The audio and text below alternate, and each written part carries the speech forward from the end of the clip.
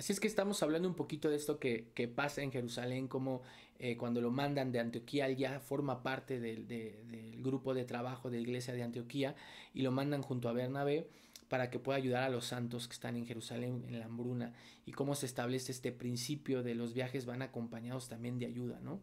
Lo vamos a ver muy común ahí en la vida de Pablo, ¿no?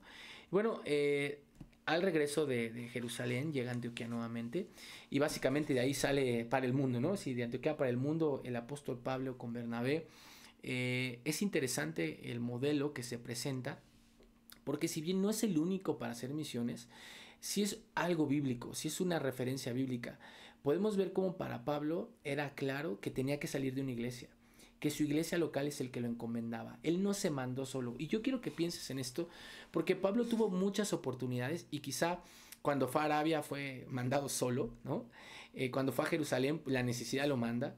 Y básicamente lo vemos cuando dicen entra y sale de Jerusalén predicando el Evangelio, lo vemos un poquito como el llanero solitario, ¿no?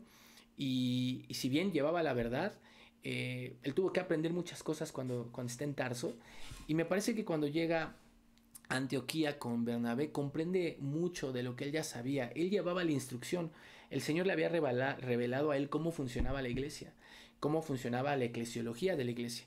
Y él entiende perfectamente cómo él tiene que someterse a las autoridades de la iglesia, aunque él fuera el que enseñaba, ¿no? Y mira qué interesante cómo las autoridades que estaban en esta iglesia pudieron haber dicho, hey, aquí está Pablo, a él se le reveló todo, nos lo quedamos, ¿no? O sea, ¿cómo que lo tenemos que hacer partir si él es el que sabe más? Y cómo el Espíritu Santo les habla y les dice, hey, yo necesito que él salga. Y vemos cómo otro principio de las misiones es que tiene que nacer del corazón de la iglesia local, ¿no? Los líderes de la iglesia, cuando están siendo guiados por el Espíritu Santo, cuando verdaderamente piden la ayuda del Espíritu Santo, cuando verdaderamente se concentran en ser guiados por el Espíritu Santo, con oraciones, con ayuno, contemplando lo que hace el Espíritu Santo, es Dios en la persona del Espíritu Santo que manda su obra, ¿no?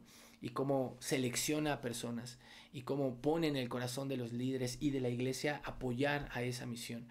Y así es que este principio es interesantísimo, porque es así como Pablo sale a las misiones apoyado íntegramente por su iglesia, y tú te vas a dar cuenta cómo él acaba el viaje misionero saliendo de Antioquía y regresa a Antioquía.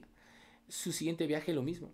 Y es hasta el último, cuando es preso, que, o sea, él quería ir a Antioquía, pero cuando llega a Jerusalén lo apresan, ¿no? Pero él siempre tuvo esta iniciativa de salir de su iglesia local y regresar a su iglesia local, como deben de ser las misiones. Y podemos ver, digo, vamos a ver más principios de misiones a lo largo de sus cartas, pero sin duda alguna este es uno clave. La iglesia local tiene que acompañar al misionero, y vamos a ver cómo la iglesia local, cuando es guiada correctamente, cuando se deja guiar más bien correctamente por el Espíritu Santo, no yerra, sino evidentemente cumple la voluntad de Dios, ¿no? Y bueno, el ministerio de Pablo se caracterizó por usar los recursos que él obtuvo en su formación, ¿no? Una vez que él es encomendado a los viajes misioneros, él, que recurre mucho, pues es la predicación. Es una persona que predica y predica, tiene facilidad al hacerlo. Es uno de sus dones, ¿no? De sus talentos que tiene. Y él tenía la capacidad de predicar ante cualquier audiencia, ¿no? Reyes, gobernadores, un carcelero, ¿no? Mujeres, judíos. Así es que su ministerio siempre fue público y fue de proclamación. De hecho, bueno, aquí la narración que habíamos visto, ¿no? Enseguida predicaba de Cristo en las sinagogas, diciendo que este era el Hijo de Dios. Fíjate cómo más adelantito dice, pero Saulo mucho más se esforzaba y confundía a los judíos que moraban en Damasco, demostrando que Jesús era el Cristo. Él tenía mucha Biblia, ¿no? Él tenía el Antiguo Testamento de pie a pa, y él iba a las escrituras y demostraba, ¿no? Por eso confundía a los judíos, no por poderlos confundir, por quererlos confundir, sino porque realmente lo que los judíos no habían logrado interpretar acerca del Mesías, él lo estaba interpretando y se los estaba dejando claro, ¿no? Él tenía una preparación para poder hacer eso. Así es que él estaba persuadidísimo, ¿no? De ese llamado que tenía a predicar a los gentiles. Ese llamado fue confirmado por los apóstoles, y que podemos ver en el ministerio de Pablo tres cosas muy importantes. Su ministerio era dirigido por la palabra de Dios, por eso hace muchas referencias al Antiguo Testamento.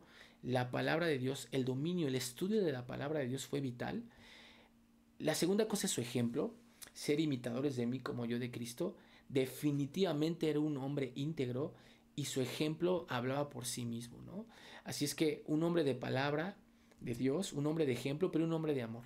Ese hombre perseguidor de judíos, perdón, de cristianos, ese hombre intolerante, fariseo, celoso, todo el tiempo que llevó esas persecuciones, ese aguijón de la carne, ese sufrimiento que vivió Pablo, lo llevó a ser un hombre de amor, un hombre que corregía las cosas con severidad cuando era necesario, pero que también podía decir, hey, no lo hagamos víctima de mucho tormento, ¿no? Hay que perdonarle.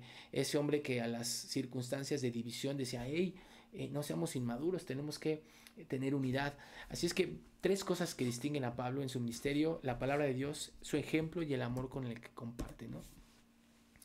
Al iniciar su ministerio misionero, Pablo estaba convencido de que Jesús había llevado al pueblo de Dios a un clímax. O sea, él estaba totalmente convencido de que la salvación ya había ocurrido y que la redención había ocurrido a través de la muerte y la resurrección de Jesús. Así es que el reino mesiánico no estaba por venir, sino ya había comenzado. Estaban viviendo dentro de la historia de ese clímax. Iba a tener un desenlace, una conclusión próxima con el reinado físico de Jesús en la tierra. Pero básicamente el clímax de la salvación lo estaban viviendo, había pasado con Jesús. Así es que este Jesús que lo había designado como heraldo para los gentiles, estaba viviendo y quería invitar a la iglesia a darse cuenta, bueno, al mundo, a darse cuenta de la realidad. El suceso más importante que el judío consideraba que estaba por venir, la salvación en el regreso del Mesías, ya había ocurrido en Jesús. Así es que estaban viviendo ese retorno, ese reinado.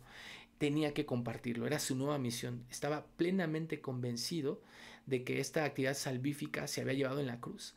Y estaba plenamente convencido de que el Mesías iba a regresar pronto. Pablo vivía de la manera siguiente: él pensaba que Jesús regresaría en cualquier momento y que uno tenía que estar preparado para ese regreso. Él vivía como si Jesús mañana mismo regresara, ¿no?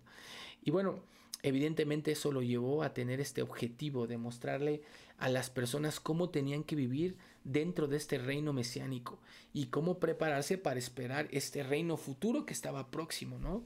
Donde gozarían de perfección y obviamente de la presencia del Mesías, ¿no? Y bueno, estos viajes se dieron en este orden. El primer viaje misionero, más o menos les comentaba que las fechas son aproximadas, y lo tienes en la región de Asia Menor. Llegan hasta Antioquía de Pisidia, Iconio, Derbe, pasan por Chipre, y si se dan cuenta por ahí está la región de Capadocia, ahorita la vamos a comentar, pero de Antioquía viaja a un lugar corto, ¿no? Chipre, de donde era Bernabé. Básicamente va haciendo las pruebas, ¿no? Compartiendo el evangelio a lugares cercanos, pero no cualquier lugar. Recuerda que estas comunidades formaban parte del paso comercial hacia Europa, así es que eran lugares que había gente, no las grandes ciudades, pero sí lugares donde había rutas de comercio. Vemos este segundo viaje, y en ese segundo viaje pasa algo particular, porque él quiere ir a Bitinia, y Bitinia se va a encontrar en la parte superior de Capadocia. Y la Biblia registra que él intentó de muchas formas ir a Bitinia. Él no pensaba ir hacia Grecia, pero él pensaba acabar su ministerio en Asia Menor, pero el Espíritu Santo se lo interpone, y en Hechos capítulo 16 tenemos esta narración del varón macedonio. Y bueno, él tiene que ir a Troas y de ahí llegar a Filipos, ¿no? Y vemos cómo se encuentra el carcelero, ve que todo empieza a florecer, va a Tesalónica y empiezan las persecuciones desde Filipo, Tesalónica, conoce a los de Berea, llega a Atenas, de allá a Corintios, y se le abre, ¿no?, el panorama de la península del lugar de Macedonia a la península de Acaya, y se da cuenta que se está expandiendo más, ¿no? Te mencionaba lo de Bitinia y Capadocia porque cuando tú te das cuenta en las epístolas del apóstol Pedro, él es el que finalmente llega a Bitinia y a Capadocia. Así es que aunque Pablo no pudo, el Espíritu Santo iba a poner a alguien más, ¿no? Y pone a Pedro, de hecho, para ir a Bitinia, a Capadocia y a Babilonia, ¿no?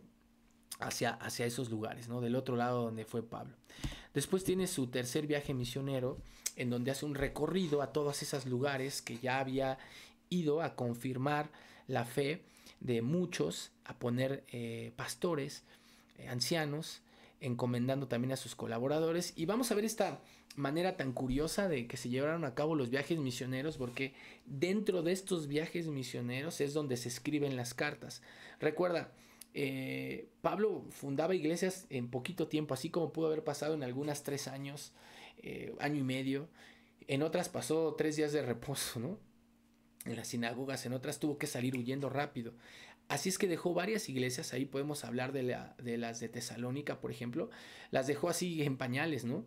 Tuvo que salir muy rápido y se ve como estando en Corinto tienen que mandar a su colaborador, ¿no? Allí en Corinto tienen que mandar a Timoteo y vamos a ver cómo ese ir y venir de las cartas se presentan muy rápido porque tú no puedes dejar un testimonio que acabas de fundar con poco conocimiento e irte 3 años y regresar esperando que todo esté como si nada. Evidentemente Pablo se dio cuenta de esa necesidad y empezó a mover a la gente, o sea, conocía gente, le predicaba y la movía de lugar, iban para acá, iban para allá, fluían las cartas de un lado a otro porque la iglesia necesitaba instrucción. Así es que vamos a darnos cuenta que dentro de los viajes misioneros también empiezan a circular las cartas. Y luego tenemos este posible cuarto viaje misionero de Pablo.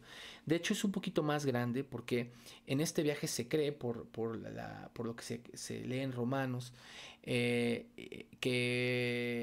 Pablo tenía la intención de ir a España a través de Roma. Así es que es muy probable, los historiadores, de hecho también ahí los padres de la iglesia, Clemente, habla un poco en sus cartas acerca de que Pablo finalmente llegó a España. Entonces los padres de la iglesia tenían esta idea de que Pablo había llegado a España en su cuarto viaje misionero. Y bueno, acá tenemos esta posible ruta. La Biblia no confirma que esto fue así, pero se habla de este posible viaje y las fechas de este posible cuarto viaje misionero, ¿no? Y bueno, vamos cerrando esta última parte de esta semana hablando un poquito de este contexto de las iglesias, ¿no? Del mundo del primer siglo. Nosotros podemos obtener información de fuentes históricas, ¿no? Filón, podemos hablar de Eusebio, podemos hablar de Flavio Josefo, fuentes que nos hablan un poquito de cómo era la sociedad, pero sin duda alguna, si tú quieres averiguar cómo era la iglesia primitiva, tienes que leer las cartas de Pablo, porque nos brindan una referencia de las circunstancias, el contexto y la vida de iglesia que tenía la iglesia primitiva. Él, al enfocarse en los gentiles, a través de sus cartas nos da esa visión del mundo grecorromano. ¿Qué es lo que pensaban? ¿Cómo se llevó a cabo esta inculturización? ¿Cómo tenían que cambiar de estas deidades, de Afrodita, de Diana, de Zeus, de Mercurio, a tener un Dios verdadero? ¿Cómo la cultura que ellos tenían de adoración de una forma incorrecta, cómo la tenían que cambiar completamente? Así es que podemos ver cómo influyó mucho la iglesia en estas sociedades y cómo converge el pensamiento judío, griego, romano y se conforma en el cristianismo primitivo. Así es que si tú quieres saber lo que pasó en esa época de la historia, tienes que leer las cartas de Pablo. Pablo es gran responsable de este cristianismo creciente en este mundo antiguo, ¿no? De hecho, vemos los primeros conflictos, los pensamientos, incluso las filosofías que se colaron y hasta los opositores, ¿no? De la doctrina. Así es que vemos toda una serie de conflictos, problemática y consejos que Pablo tiene que dar a la iglesia, ¿no? Leer las cartas es entrar en una conversación de un solo lado, ¿no? Porque las cartas es un intercambio de sucesos. Oye, me enteré que pasaba esto porque Timoteo o Tito me dijeron esto, o me escribieron una carta, se están peleando en esta iglesia, y las cartas son esta conversación interesante que tiene Pablo con las iglesias. Sucesos que están pasando, Pablo los corrige a través de cartas y les dice, voy a ir a visitarlos, pero les escribo mientras esto, o les mando a mi colaborador. Así es que básicamente leer las cartas es leer esta comunicación de un lado, y por eso tenemos que armar los pedacitos, ¿no? Tenemos que darnos cuenta de qué problemática había en la iglesia y así te das cuenta qué pensaba la gente de esa época. Así es que como esto es real, tenemos que tomar en cuenta mucho el contexto, unir muchas piezas para darnos una idea bien de la problemática y de cómo vivían, ¿no? Ahora, también Pablo deja las iglesias con hombres recién formados, sí piadosos, pero recién formados en el cristianismo. Así es que contaban con el Antiguo Testamento, contaban con el Tanaj, pero para las circunstancias que estaban presentando, necesitaban nueva revelación de parte de Dios, ¿no? Y es Dios el que revela este misterio de la iglesia a través de Pablo, ¿no? Así es que esta nueva revelación iba a llegar a través de Pablo, ¿no? Estas cartas son la palabra de Dios, inspiradas. Vamos a ver cómo la misma Biblia da validez de eso. Y de hecho, las cartas, cuando tú lees un poquito los padres de la iglesia, te das cuenta que hacían circular las cartas que se encontraban de los apóstoles, y las de Pablo fueron las que menos contaron con desaprobación. Hubo cartas que no se aprobaron en el canon, pero las de Pablo regularmente todas se aprobaban rápido, porque eran las que eran validadas no solamente por la gente que lo tenía como inspirado. Ahorita vamos a ver algunos versículos. Los mismos padres, bueno, los mismos apóstoles, Pedro valida los escritos de Pablo y los pone al grado de las otras escrituras. Y cuando lees un poquito la historia del canon bíblico, cuando estudias un poquito esta parte de la bibliología, te das cuenta que los 27 libros ya los encuentras conformados como por el año 360, 365. Encuentras el primer canon conformado de 27 libros, pero se han encontrado, bueno, cuando se descubre este fragmento muratorio, encuentran un canon del año 170, ¿no? Donde no encuentras todas las cartas, encuentras 22 de las 27 cartas, incluso encuentras el Pastor de Hermas, el Apocalipsis de Pedro, bueno, encuentras la Epístola de Bernabé, que no fueron consideradas en el canon, pero ya encuentras cartas que sí. ¿Y qué crees? Las de Pablo ya están, ¿no? Entonces te das cuenta que años tempranos, como el año 170, la iglesia, aún sin todo el canon completo, ya contemplaba las de Pablo como parte de ese canon, ¿no? Así es que te puedes dar cuenta que sus escritos desde el principio fueron tomados como provenientes de Dios. Por aquí te comparto algunos pasajes. Mira, 1 Corintios 2:13 dice: lo cual también hablamos, no con palabras enseñadas por sabiduría humana, sino con las que enseña el Espíritu, acomodando lo espiritual a lo espiritual. O sea, Pablo hablando de que sus enseñanzas provienen de Dios, ¿no? Fíjate cómo Pedro habla de Pablo. Dice: como también nuestro amado hermano Pablo, según la sabiduría que le fue dada, os ha escrito casi en todas sus epístolas, hablando en ellas de estas cosas, entre las cuales hay algunas difíciles de entender, las cuales los indoctos e inconstantes tuercen. Fíjate, como también las otras escrituras con E mayúscula, ¿no? Para su propia perdición. ¿Qué quiere decir todo esto? Que se habla de muchas cosas, y ahí Pablo está hablando incluso también, bueno, Pedro habla de diferentes cosas, ¿no? Viene hablando de diferentes temas, pero básicamente lo que nos está diciendo, hey, Pablo habla de esto, y si te vas al capítulo 3, está hablando de la venida del Señor, ¿no? Y está hablando de las cosas que van a pasar, la resurrección, entre todas esas cosas. Y te das cuenta cómo en 2 Corintios habla de eso Pablo, cómo habla en Tesalonicenses de eso. Y Pedro pone este tema de que Pablo toca este tema que es difícil de entender, pero lo pone a la par de las otras escrituras que hasta ese momento se conocían, que es el Antiguo Testamento. Así es que el apóstol Pedro, la piedra, la roca, bueno, está validando un poquito la naturaleza de los escritos de Pablo como inspirados por Dios, ¿no? Y bueno, aquí en 1 Tesalonicenses, cuando escribe, dice, fíjate lo que le dice a los tesalonicenses: por lo cual también nosotros, sin cesar, damos gracias a Dios, de que cuando recibisteis la palabra de Dios que oísteis de nosotros, la recibisteis no como palabra de hombres, sino según es en verdad la palabra de Dios. Fíjate cómo habla de sus propios escritos como si fuera la palabra de Dios. La iglesia misma tenía la seguridad de que Pablo había recibido su enseñanza directamente de Cristo y enseñaba de parte de Dios. Su revelación, la revelación de Dios a través de Pablo, era considerada de fuente divina, ¿no? Fíjate en 1 Corintios 14:37 como dice: si alguno se cree profeta o espiritual, ¿qué tiene que hacer? Reconozca que lo que os escribo son mandamientos del Señor. Así es que básicamente Pablo era reconocido en su época por las iglesias, por los apóstoles, y en las épocas posteriores también, como una fuente de inspiración divina, ¿no? Y bueno, acabando un poquito con el tema de esta semana, antes de que la siguiente semana nos adentremos al desarrollo de las cartas, vamos a ver cómo hay crítica a las cartas de Pablo, ¿no? Y la crítica divide las cartas entre auténticas y deuteropaulinas, o de autenticidad problemática. Estas protopaulinas o auténticas, escritas o dictadas por Pablo, son Romanos, Primera y Segunda de Corintios, Gálatas, Primera de Tesalonicenses, Filipenses y Filemón. Básicamente son cartas que no hay duda de que Pablo las dictó o las escribió. Y ojo, esta es una crítica que se hace a los escritos de Pablo. Los eruditos han pensado que estas deuteropaulinas contienen material paulino, pero tienen algunos temas de estilo en la escritura o teológicos. Y lo que piensan es que los seguidores de Pablo, alumnos de Pablo, tomando enseñanzas paulinas o material de Pablo, las desarrollan y generan estas cartas.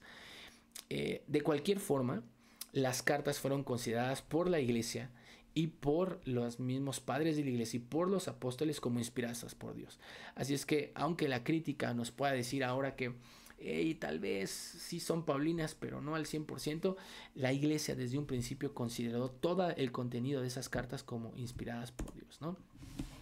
Y acá finalizo el día de hoy con esta semana con esta tabla en la cual podemos ver un poquito las cartas de Pablo. Vamos a estudiar hasta la de Segunda de Corintios en esta clase, un poquito cuándo se escribieron, desde dónde y cómo encontramos relación de estas cartas en el libro de los Hechos. Quizá por aquí la única controversia, bueno, como te decía, las fechas han sido motivo de controversia o de ajuste. Quizá una de las cosas que aquí vamos a ver distintas es que vamos a estudiar nosotros considerando que Primera y Segunda de Tesalonicenses quizá hayan sido las que primero escribió Pablo, ¿no? Antes que la de Gálatas. Si bien en esta tabla la de Gálatas se toma del año 48, es posible que haya sido al mismo tiempo o poco después que la de Primera a los Tesalonicenses. Gálatas, como fue de las primeras, bueno, las iglesias de Gálatas, porque forman parte de un grupo de iglesias en esa región, bueno, se considera que tal vez fue la primera carta porque fue de las primeras iglesias que visitó, así es que fue de las primeras que tuvo que instruir, ¿no? Pero bueno, hay evidencia que marcan que Primera y Segunda de Tesalonicenses pudieran haber sido escrito antes. Bueno, para nuestro estudio vamos a tomar esta tabla, pero vamos a empezar a estudiar nosotros como primera carta, Primera de Tesalonicenses. Así es que, bueno, acabamos un poquito esta semana con la enseñanza. Y bueno, espero que por ahí el día que nos toque la sesión en vivo, las dudas que salgan las podamos hablar, retomar. Y bueno, espero que también el tiempo con las lecturas sea bastante bueno para ustedes, que puedan estar enganchados con esta introducción que se hizo. Quizá hay cosas que ya sabías, quizá hay cosas que no, hay cosas que son controversiales, pero bueno, te invito a que ahí también en el foro de discusión puedas dejarme tus comentarios. Bueno, que Dios te bendiga y que tengas una bonita semana.